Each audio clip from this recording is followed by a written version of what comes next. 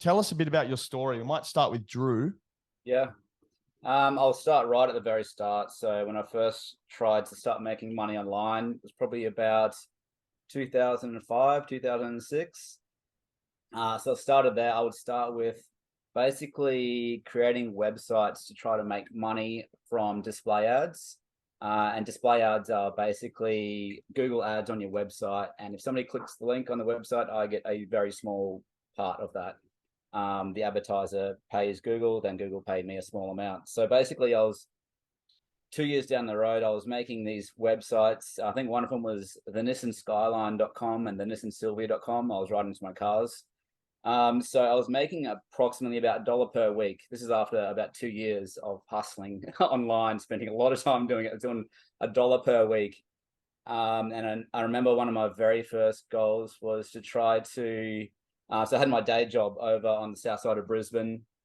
And for lunch, I would get a chicken from Woolies and basically a 6-pack of bread rolls from Brumbies, and I'd make chicken sandwiches. That's my lunch for the whole week.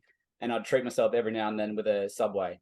So my goal was to make enough money online to get one Subway 6-inch sub each week.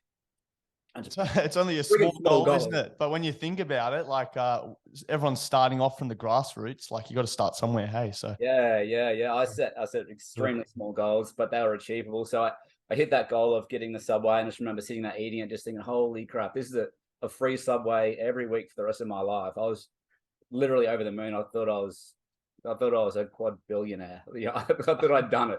It's all relative, isn't it? And the next goal, because I had to drive over the Gateway Bridge every day, and the tolls were like, I think $2 a day. So this was, way back where you had to throw the coins into the basket, where the 5s and 10-cent pieces would get stuck to your thumb and roll onto the car. So I've done that. I've done that a few times as well. I had to crawl under the car looking for the 10-cent piece.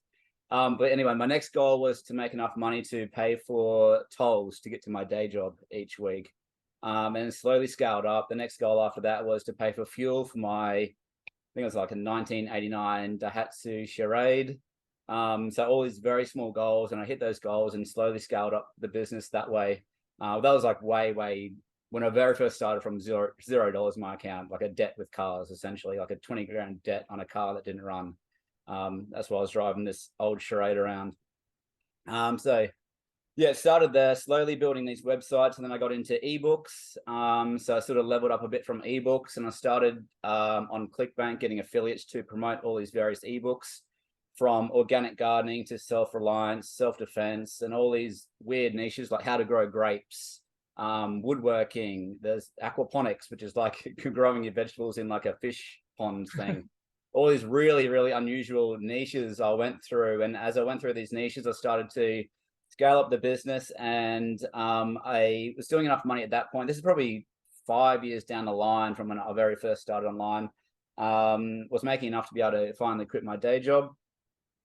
So I worked for myself for about 10 years at that point, just working from home. I did actually take a 2-year break, which I don't know if that was a good or bad thing or not. So I literally didn't work for 2 years, and I was doing the smoking weed, stoned, basically every weekend, playing COD. So playing Call of Duty non-stop. So I did that for a couple of years, and then I slowly got back into it again, did a few more ebooks, and then eventually I ended up promoting somebody's product as an affiliate on Instagram. So I was pushing these credit card knives, it's like a credit card shaped thing, and it folds out into this little knife. So I was an affiliate pushing a product where I got a commission, and then I thought, why don't I just start making my own products? So I connected with some people in China, and then started making my own products, and eventually started branding them as Evertac. And that would have been in 2016. I started branding them as Evertac. And then that was probably only last year, really, that came to Australia in 2021. I guess Black Friday last year was the first real push for the brand in Australia. And that brings us to today, where the brand is in America doing pretty consistent numbers, and then we're just kickstarting in Australia now.